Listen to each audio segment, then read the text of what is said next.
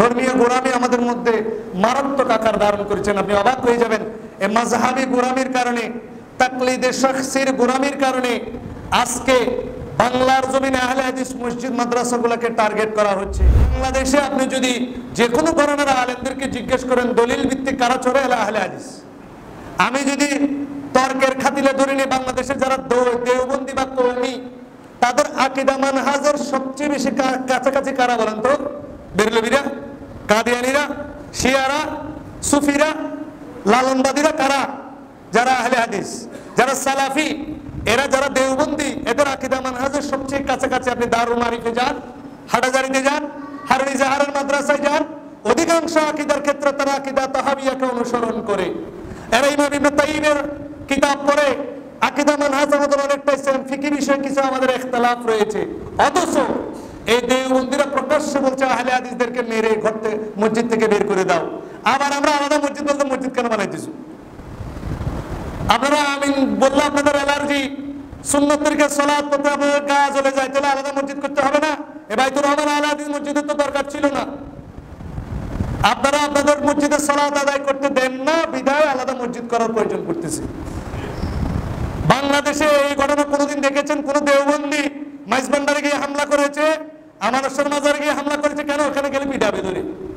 এই হাটাজারি মাদ্রাসার পাশে শের বাংলার মাজার, গিয়ে বলেন তো হাটাজারি মাদ্রাসার ছাত্রদেরকে একটা ঢিল মারার জন্য সাহস হবে?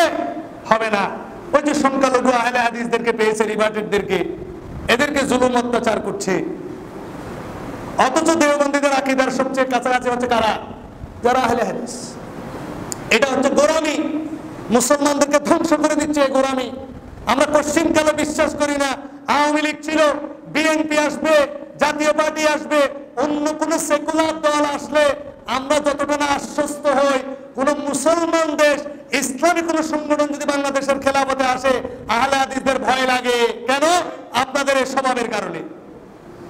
বিএনপি কোনদিন আহলে হাদিস মসজিদে হামলা করে নাই, কোন নাস্তিক, কোন কমিউনিস্ট কোন মসজিদে হামলা করে নাই। আপনি কোন আলেম, আপনি প্রকাশ্য দিবালোকে মসজিদে হামলা করার জন্য আদেশ করতেছেন, মানুষকে উস্কে দিচ্ছেন? আপনি কে?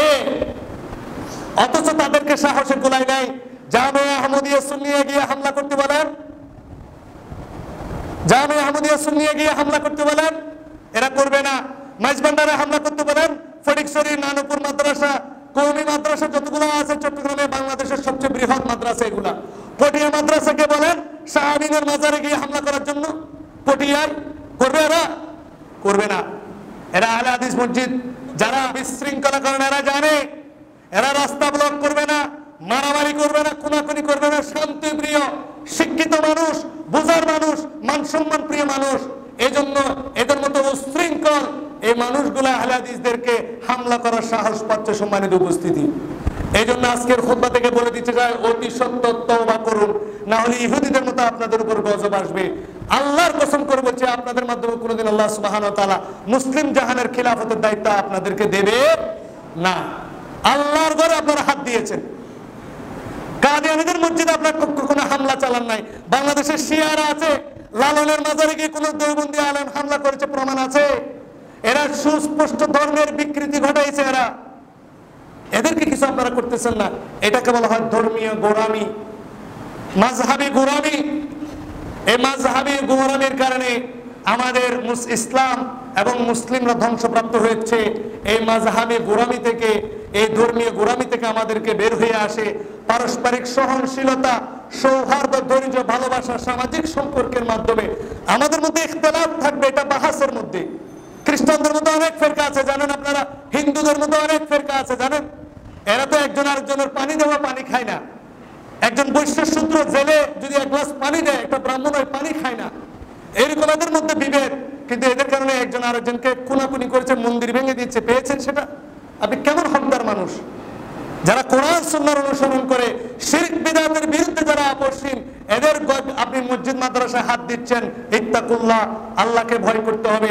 বাংলার জমিনে, পৃথিবীর জমিনে একমাত্র হকপন্থী শিরক বিদআত মানুষ কম যদি কোনো থাকে, জাতি যদি কেউ থেকে থাকে, এটা হচ্ছে আহলে হাদিস সালাফির। এটা কওমি আলেমের বক্তব্য।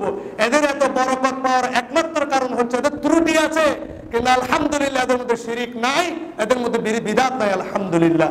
এজন্য আমাদের মুসলমান ভাইদেরকে বলবো, আপনি আরজু হোসেন সাব্বিরকে পছন্দ নাও করতে পারেন, কিন্তু মনে রাখবেন আমি আল্লাহকে সাক্ষী রেখে বলতেছি আমি আহলে হাদিস।